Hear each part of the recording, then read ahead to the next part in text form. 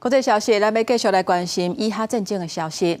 美国支持的第一阶段停火协议延长的方案，去哈马斯拒绝了后，以色列目前是已经全面阻挡所有的人道救援进入加沙走廊，现在是双方是又搁陷入新的危机啊！伫拉法关口几多台载着人员救援物资的大卡车，本来要入去加沙走廊，不过以色列不互因入去了，车就回头转去埃及。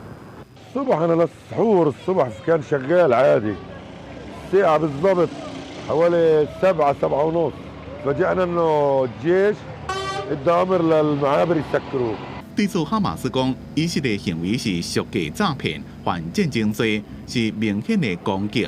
3月出现是埃及、卡达加美国调停的停火协议第一阶段告期的日子。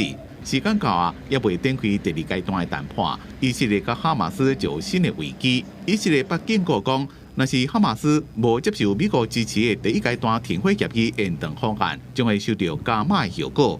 埃及指责以色列利用民众要巴肚做武器。 U.S. Mideast envoy Steve Witkoff is expected to visit the region in the coming days, and he now faces a big challenge. He's going to have to try to find a way, to find a formula to keep both sides negotiating. The ceasefire has not collapsed yet. 伫即马加沙走廊的援助物资还阁库存，暂时对加沙百姓未造成直接断粮的危机。不过，世界粮食计划署希望各界赶紧达成共识。埃及的外长讲，埃及会伫咧随时召开阿拉伯国家紧急峰会，希望会当提出重建加沙的计划，而且毋是迄种将加沙百姓赶走的计划。公司新闻吴文玲编辑。